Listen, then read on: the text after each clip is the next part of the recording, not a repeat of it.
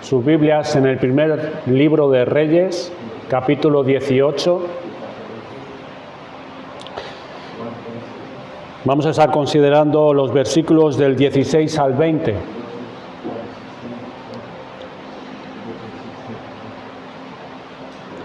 Hace 2 semanas, por la visita del hermano Pepe de Tenerife, pues que dejamos esto un poco apartado y voy a hacer un breve resumen, lo veo necesario.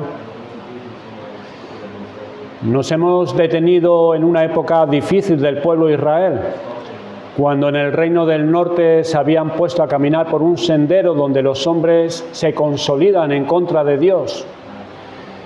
Ese donde uno va adaptando la adoración a Dios a los propios intereses y criterios. Eso fue lo que hizo el primero de estos reyes del norte, llamado Jeroboam, allí en Primera Reyes 12. Pasaron pocos años desde entonces para que se quisiera erradicar totalmente del país la adoración a Jehová, el Dios de Israel, y se instaurara profetas de los dioses de los vecinos como la religión a seguir. Pero el Dios de Abraham, de Isaac y de Jacob todavía no había dejado a Israel. Y por eso quiso obrar poderosa y notoriamente para hacer volver el corazón de estos hombres a Él. Por eso levantó a un profeta llamado Elías, a quien primero preparó según el capítulo 17 que estuvimos considerando. Y ahora en el capítulo 18 le envía al encuentro del rey Acab, quien era la cabeza de la nación.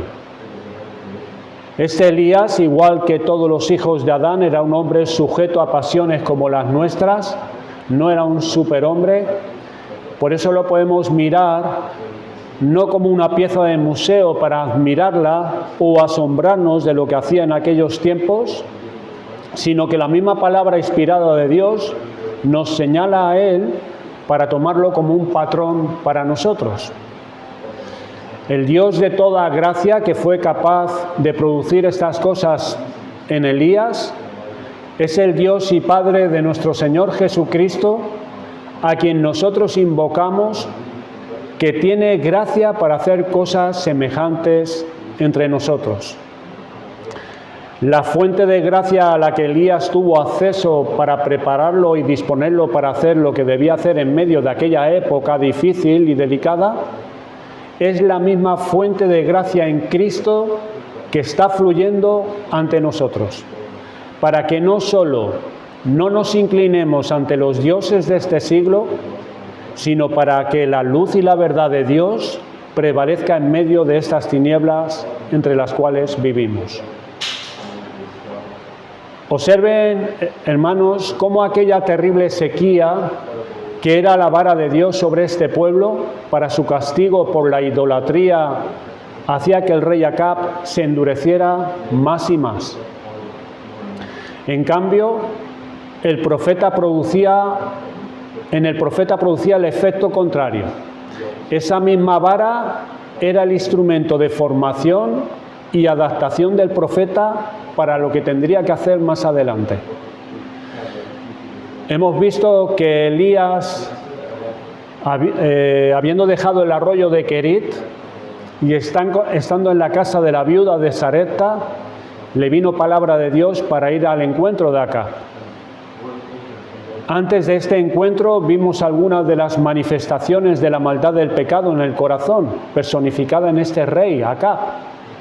Y por otro lado vimos que a pesar de toda esta situación hostil a Dios, el Señor se había reservado a 7,000 que no habían doblado su rodilla ante Baal. Y Abdías era uno de ellos, quien era todo un monumento de piedad en la misma cohorte de Acab. Trataremos entonces hoy de ver propiamente el encuentro de Elías con el rey Acab, que es los versículos del 16 al 20.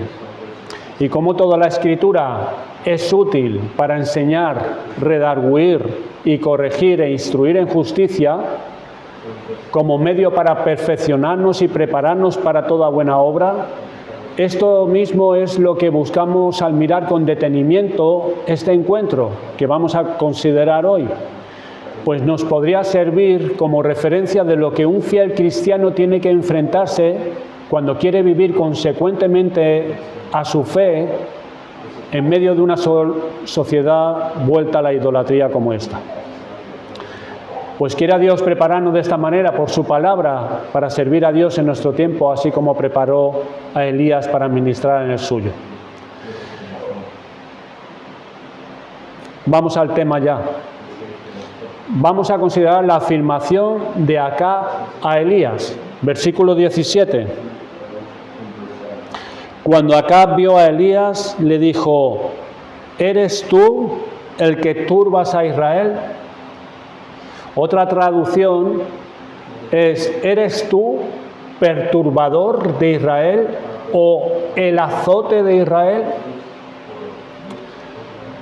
Es necesario recordar lo que había en la mente de Acab hacia Elías. Este Elías no vino con pensamientos pacíficos, ni mucho menos.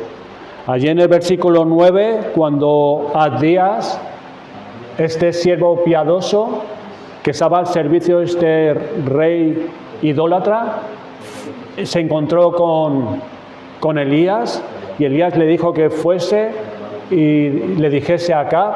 Fíjense cómo este Abdías dice: pero ¿en qué pecado para que entregues a tu siervo en manos de Acab para que me mate? Este Abdías sabía que ir al rey con falsas expectativas de haber encontrado a Elías significaría la muerte para él, aunque era el preferido del rey. El rey buscaba a Elías no para felicitarlo, sino como el enemigo nacional número uno, como el responsable de todas las miserias del país. Luego, no era nada buena su intención para con el profeta. Mirad la enemistad que este hombre tenía contra Dios, este rey, contra sus profetas y contra el propio Elías. Hizo todo lo posible por encontrarlo, pero Dios lo preservó, lo escondió, porque este hombre había ido por todos los reinos de la tierra buscando a Elías. Incluso había hecho jurar a sus gobernantes de que no habían visto a Elías. Dios quería que Elías hiciese una labor en el pueblo, pero tenía que prepararlo, pues aunque el mismo rey se le opusiera con toda su alma, nada pudo contra él. No lo encontró por ninguna parte. Dios lo escondió y así lo preservó. Y eso lo vemos en José, en Daniel, en Pablo y en el mismo Señor Jesús. ¿Cuántos enemigos se levantaron para destruirlos? Pero lo que Dios les había encargado que hicieran, eso tenían que hacer. Y fueron preservados por Dios y guardados por su mano para que llegaran a hacerlo. Y aunque Elías fue buscado como el mayor peligro para Israel, el rey lo encontró solamente cuando Dios le dijo a Elías: ve, muéstrate acá. Dios preserva a los suyos y los guarda para sus propósitos, aunque todo un reino esté buscándolos para destruirlos. Miren las palabras que Acab dice a Elías. Acusa a Elías de turbar a Israel. Los juicios de Dios por sí solos no purifican a los hombres, sino que los vuelven más contra Dios. Esto ya lo hemos afirmado anteriormente en varias ocasiones. Ahí vemos a este rey quitándose la culpa de la cual era responsable. Era por su idolatría y permisividad que estaban pasando todas estas cosas en el pueblo, pero se quitaba de sí toda culpa y la ponía sobre el profeta. El solo juicio de Dios no purifica, ni ilumina la mente del hombre. Por eso este hombre pensaba así y se veía engañosamente libre de todo cuanto pasaba. Tenemos que saber que así se conduce el corazón del hombre no regenerado. Echa la culpa de lo que vive y lo que está pasando a cualquiera, menos a sí mismo. Esto es notorio desde que entró el pecado en el mundo por Adán y Eva.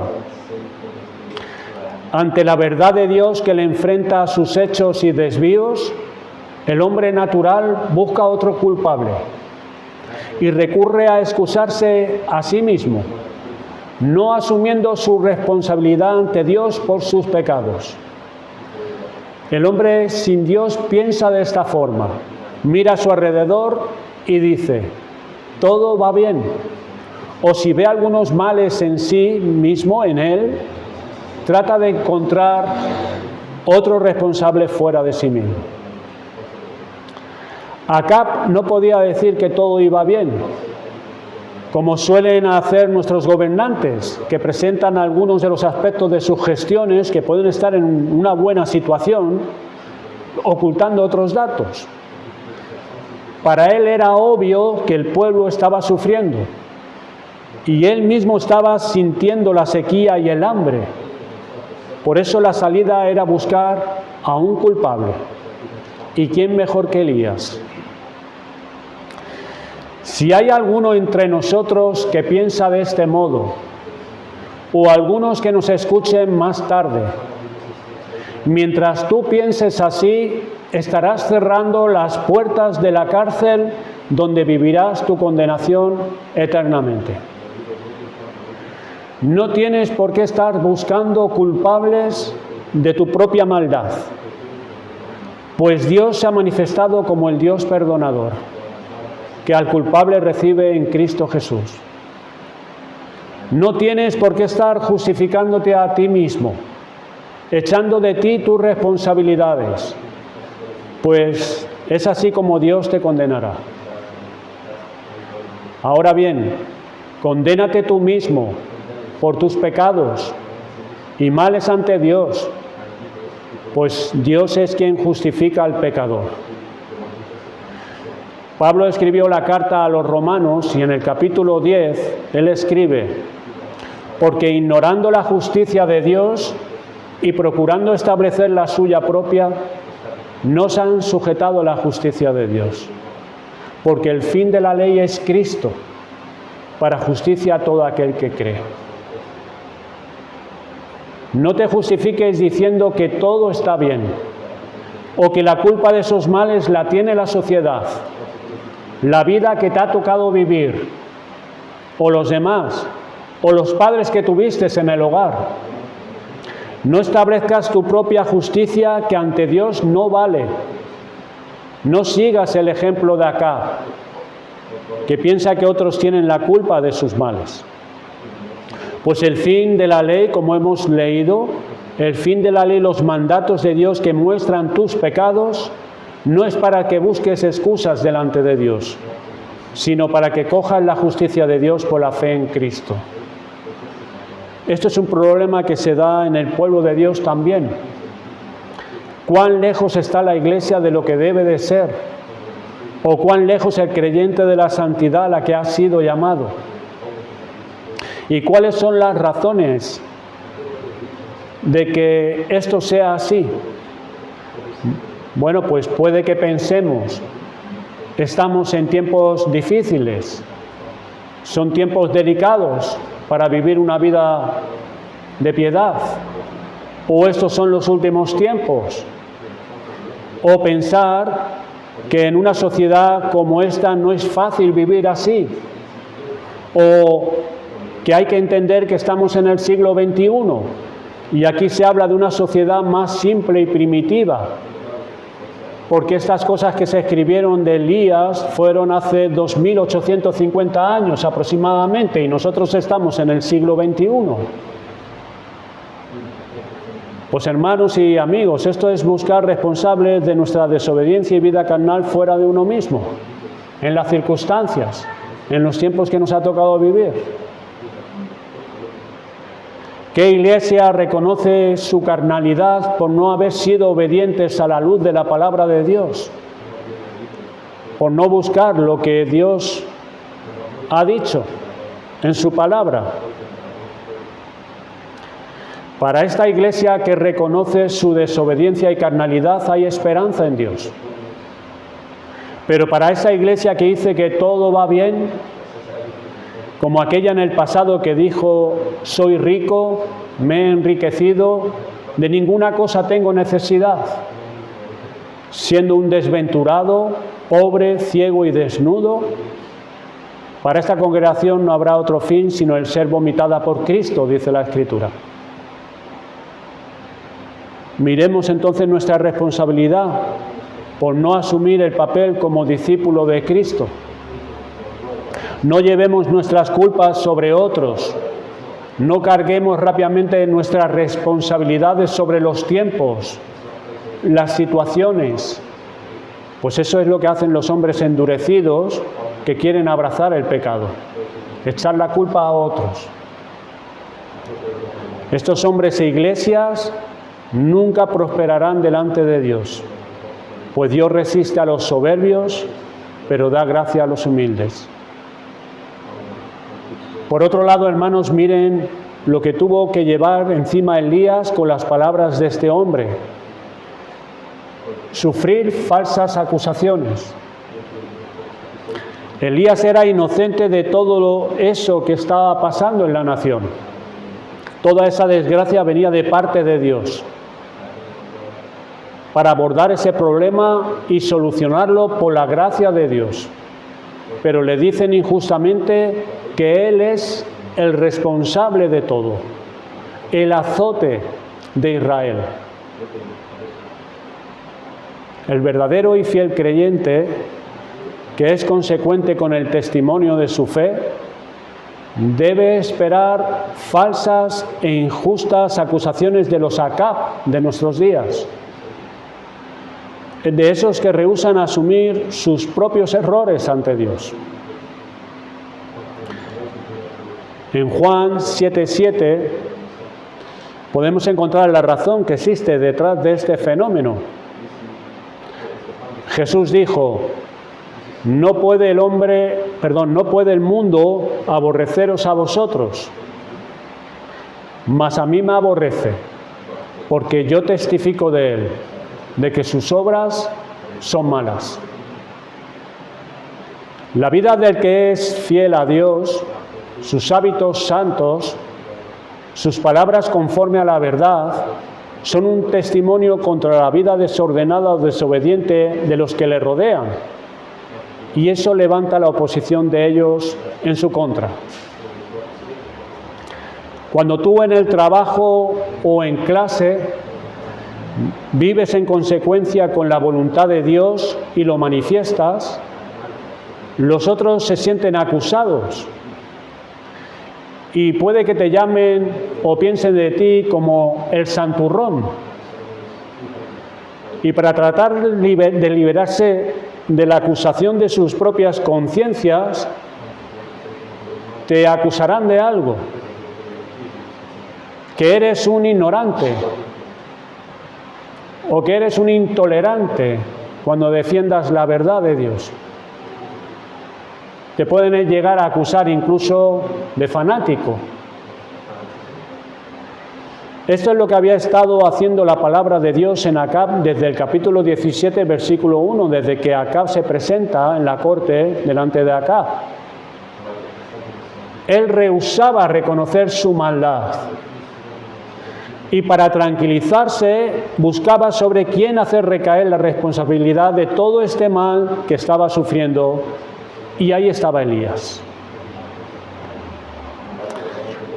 Así que, hijo de Dios, que quieres hablar, vivir y vestir en consecuencia con la verdad que conoces de Dios y lo manifiestas públicamente, y estableces tu vida según los hábitos santos, te acusarán injustamente de aquello que no tienes culpa. Y lo harán, pues ellos no quieren reconocer que andan por sendas torcidas.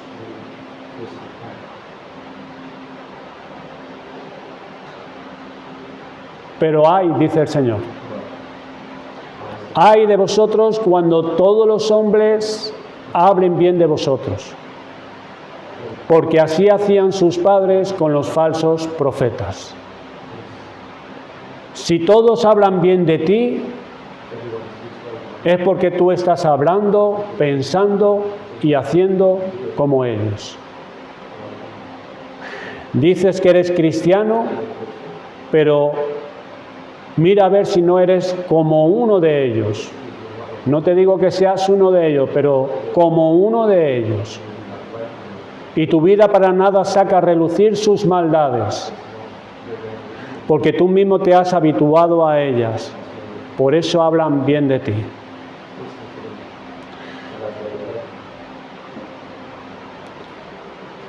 Entonces la acusación de Acab no solo revela cómo Dios cuida y preserva poderosamente a sus hijos, sino cómo la maldad del hombre hace que busque culpables en otros fuera de sí mismo, y también que esta clase de acusaciones injustas son las que debe esperar todo aquel que vive en obediencia a Dios y su voluntad.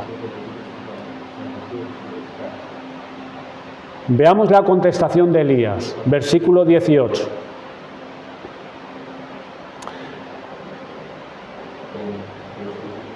¿Eres tú el que turbas a Israel? Versículo 17. Y él respondió, yo no he turbado a Israel, sino tú y la casa de tu padre, dejando los mandamientos de Jehová y siguiendo a los Baales. La respuesta del profeta a la acusación del rey fue clara. Elías había venido de Sarepta, atravesando toda la tierra de Israel y viendo la miseria que la sequía había ocasionado a su alrededor. De ninguna manera se sentía responsable de lo que pasaba. Veamos la contestación en sí. ¿De dónde venía todo lo que estaba sufriendo la nación? Tú y la casa de tu padre. ¿Y qué pecado fue que atrajo todo esto? Haber dejado los mandamientos de Jehová y haber seguido a los Baales. Fíjense que lo primero lleva inevitablemente a lo segundo. El que abandona al verdadero Dios y su voluntad se hace otro Dios. Hermanos y amigos, el corazón no puede estar sin adorar. Fue creado para adorar a su Creador. Pero si quita a éste, adorará a otro o adorará otra cosa. Porque somos seres espirituales, creados para adorar. Se llega a la idolatría abandonando al Dios vivo y verdadero. No se puede quedar en un terreno intermedio, pues el corazón siempre tiene que adorar a algo o a alguien. Aquí está la explicación que puede comprobar el hombre natural en su vida. En el corazón del hombre está sentado este abandono de la ley y mandato de Dios. Por lo tanto, es tremendamente fácil dar el otro paso, la idolatría. Adorar cualquier cosa que no sea Dios. Adorar a un hijo, adorar a un perro, adorar el ocio, el sexo, adorar la comida, el cuerpo. El hombre tiene que adorar. ¿Por qué es tan fácil inclinar el corazón a entregarse a otra cosa que no sea a Dios? Esto es, darle nuestro tiempo, nuestra fuerza, nuestros anhelos. ¿Cómo es que el hombre se entrega fácilmente a las cosas de esta vida, pero no a Dios? ¿Cómo es que inclina sus afectos y abraza las cosas terrenales? Pues aquí está la respuesta. En sus pensamientos está asentada la enemistad hacia la ley de Dios y su voluntad. Por eso su corazón hace de las demás cosas aquello que es el objeto de su anhelo y afecto. Es por esto que Cristo le dice a la iglesia de Éfeso estas palabras tan tremendas, cuando empezaron a abandonar sus afectos hacia Cristo, ya lo hemos leído. Y eso pese a que esta iglesia tenía grandes cosas. Pues aquel que empieza a abandonar sus afectos hacia Dios está preparando el terreno para adorar a falsos dioses. Fíjense que el diablo no viene y nos dice, ven, adora a Baal. Sabe que de inmediato lo rechazaríamos, nos pondríamos en guardia y rehusaríamos. Él no es tan ingenuo, pero conociendo este otro mecanismo, viene y te dice que sí, que a Dios hay que amarlo, pero no tanto. Hay que tomar su voluntad en cuenta, pero no tanto. Que podemos posponer sus mandatos, que nuestra obediencia no tiene que ser inmediata, que puede ser más adelante.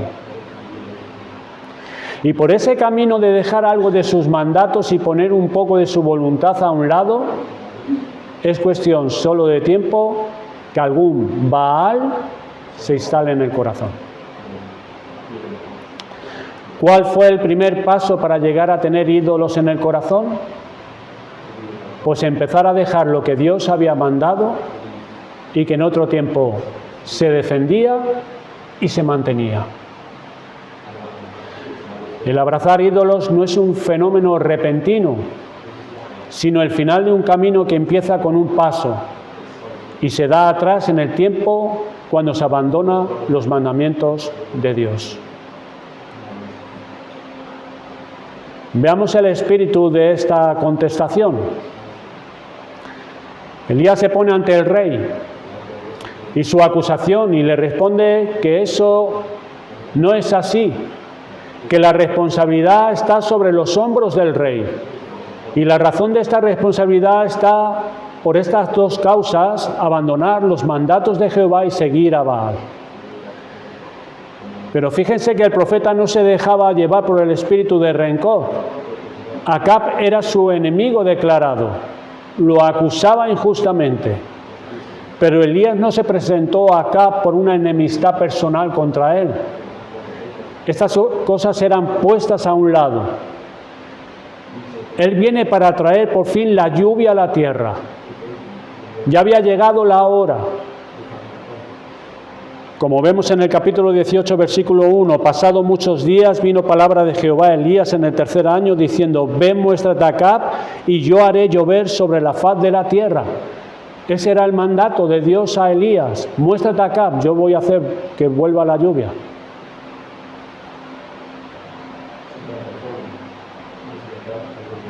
Fíjense que Elías se presenta ante Acab y él no le dice al rey, mira, vamos a dejar todo esto a un lado, sé que me estás persiguiendo, que tus intenciones no son buenas, peligra mi vida, voy a orar para que llueva. No, sino fíjense que le hace una afirmación terrible. Es dolorosamente honesto con el rey. ¿Ves toda esta escasez? ¿Ves toda esta dramática situación en la que está este pueblo? Pues hay un solo responsable de todo ello, y ese eres tú, y nadie más que tú, le dice Elías a Acab. Fíjense que no tembló ante el rey y su corte, ante sus generales y soldados, quien podían estar presentes. No se le cerró la boca a Elías. Tuvo denuedo y poder en Dios para hacer y decir lo que tenía que decir y hacer. Sabía que estaba ante el hombre que se había apartado de los mandatos de Dios y había extraviado a toda la nación, que había consentido que fueran muertos todos los profetas de Dios, que lo había estado buscando durante esos 3 años, y cuando estuvo ante él, a Elías no se le hizo un nudo en la garganta para hacer lo que tenía que hacer y decir lo que tenía que decir. ¿De dónde venía ese denuedo, hermanos? ¿De dónde venía esa valentía, ese denuedo para comportarse de esa forma? Esto es muy importante saberlo, pues nosotros vivimos en medio de una sociedad idólatra, que muchas veces demanda encarar situaciones donde, como Elías, tenemos que decir verdades dolorosas. Tenemos que levantarnos delante de otros para enfrentar situaciones difíciles. ¿De dónde sacó Elías gracia para tener ese denuedo, esa valentía? Tenemos que mirar cuál es esa fuente para ir nosotros a beber a ella. Pues primeramente, hermanos, la fuente a la que iba Elías, o la fuente donde brotaba esa valentía y denuedo, era su amor por la verdad. Él sentía un vivo celo por Dios y por su nombre, que éste fuese vindicado, reconocido. Y cuando estuvo ante Acab, era eso lo que quería y le movía. Pablo decía lo mismo, con otras palabras.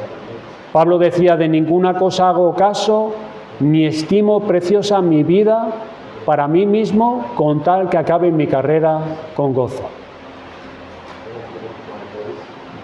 Pues hermanos, no seremos un Elías, tanto hombres como mujeres aquí, hermanas en Cristo. No seremos un Elías allí donde nos movemos para dar testimonio como debemos entre nuestros vecinos, en nuestras familias, con nuestros hijos, hasta que nuestro amor por la verdad no nos consuma, hasta que esa verdad no sea más preciosa que nuestra propia reputación, nombre o nuestra propia vida. Si nos amamos más a nosotros mismos que a la verdad de Dios, tenemos en el interior algo muy distinto a lo que tenía Elías. Y de esa forma no podremos estar a la altura de las necesidades para dar el testimonio de Dios en el medio donde nos movemos.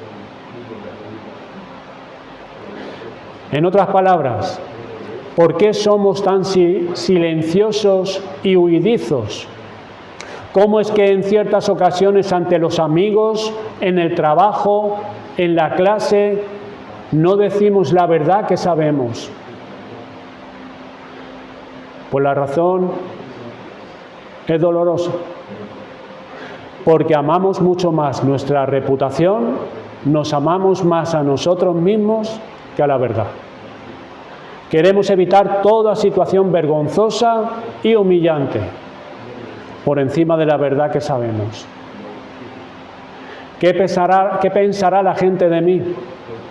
Pensamos. ¿Qué me dirán? ¿Cómo me mirarán luego? Elías tenía un vivo celo que no era por sí mismo, sino por la verdad y por Dios. Y eso es lo que le permitía hacer lo que debía de hacer. No se trata, hermanos, de estar sacando lo que tengo en el corazón y soltarlo de cualquier forma y manera a otros, con el pretexto de que eso es lo que había en mi corazón. No, ni ser ofensivos o desagradables, ni de ser una persona que con orgullo y arrogancia está señalando a otras personas, ni es tampoco estar entremetiéndose en lo ajeno, meterse donde uno no tiene potestad ni autoridad, pues nadie te ha llamado ni te ha dado esa autoridad. Mirar que Elías fue a Acab, pues Dios se lo mandó expresamente.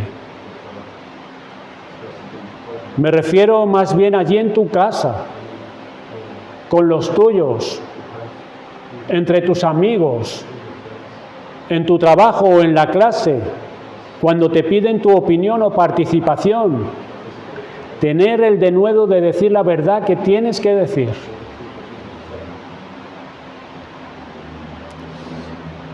Mirad lo que pasó más adelante también entre Acab y Elías, versículos 20 y 27.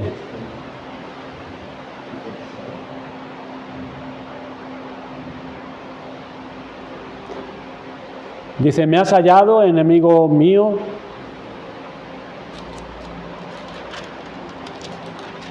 Perdonen un momento.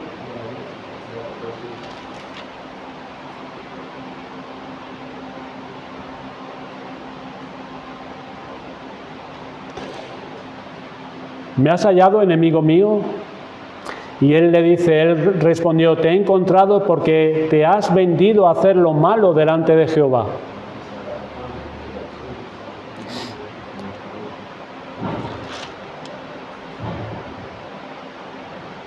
Se me ha perdido la escritura, pero está ahí en Primera de Reyes.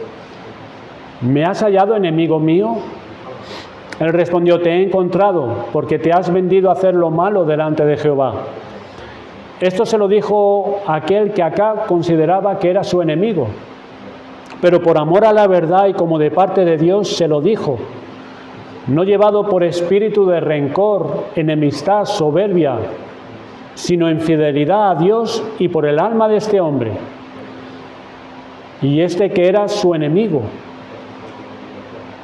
Elías estaba dispuesto a ser su enemigo por decirle lo que tenía que decirle, pero así diciéndole la verdad fue su amigo. Así que miremos dónde está la verdad en nuestro corazón. Consideremos y miramos a quién estimamos más, si a nosotros mismos o a la verdad de Dios o a las almas de los hombres. Así que, ¿cómo tenemos que confesar delante de Dios que nos amamos más a nosotros mismos que a las almas de aquellos que están a nuestro alrededor?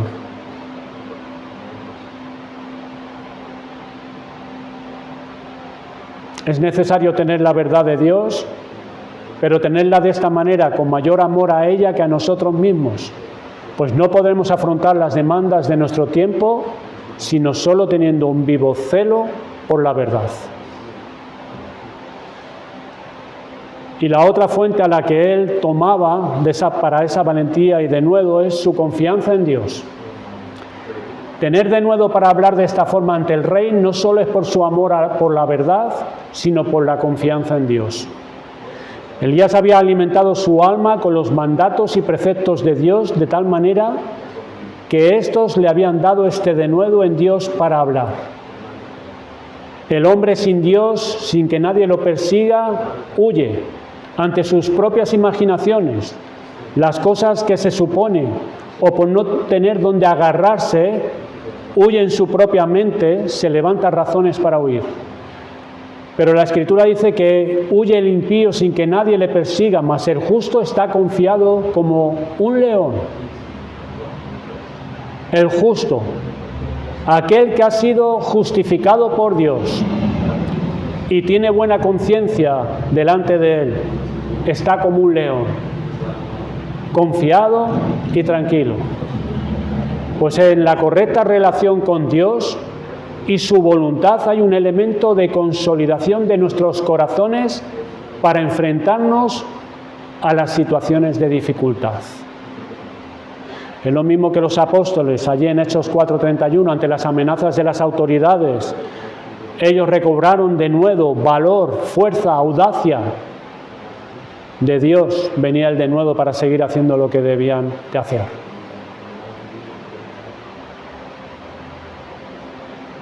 Termino, voy a adelantar. A esta fuente tenemos que ir todos, hermanos, a beber. Pues necesitamos este valor que viene de Dios para tratar los asuntos en nuestra familia, para el testimonio cristiano en el trabajo, en el colegio, aún en la oración aquí en la iglesia.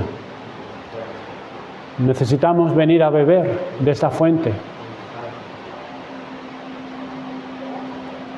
Fíjese también qué extraño, ¿no?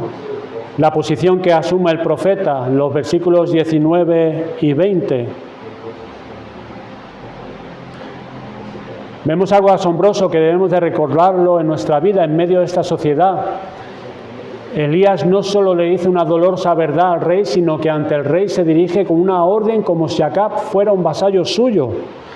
En el versículo 19, envía pues ahora y congrégame a todo Israel en el monte Carmelo y los 400 profetas de Asera que comen a la mesa de Jezabel. Y éste le escucha y obedece al profeta. Versículo 20. Entonces Acab convocó a todos los hijos de Israel y reunió a los profetas en el monte Carmelo. Qué cosa más sorprendente. Consideren qué diría ante esto sus generales y oficiales. Es asombroso. Fue ante Elías como vencedor y volvió este rey derrotado. Fue ante el profeta como rey y volvió como siervo. ¿Qué pasó ahí? Pues hermanos, que Dios gobierna los corazones, es lo que nos dice Proverbios 21:1. Dios gobierna los corazones de los hombres y Él los inclina según su voluntad a hacer y pensar de forma que no es la línea normal en ellos. La absoluta soberanía de Dios sobre los hombres, sobre la cual nosotros tenemos que descansar y hacer cuanto debemos. Esta era la confianza de Elías. Y esta confianza de Elías tiene que ser la nuestra, para hacer lo que debemos hacer ante los hombres entre los cuales nos movemos y dar testimonio que tenemos que dar.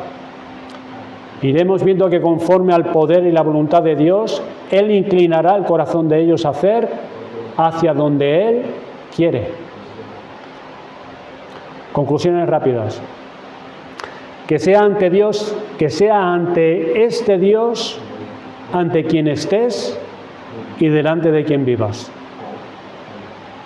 El Dios que puede guardar y proteger a los suyos, para prepararlos para la obra del ministerio en sus casas, trabajo e iglesia. Que estés ante ese Dios que te da denuedo y valor para que ames más la verdad y las almas que a ti mismo. Ese Dios que hace que estés confiado como un león en tus deberes y no huyendo sin que nadie te persiga. El Dios que sabes que puede cambiar los corazones de los hombres para que piensen y actúen de forma diferente a la que es habitual.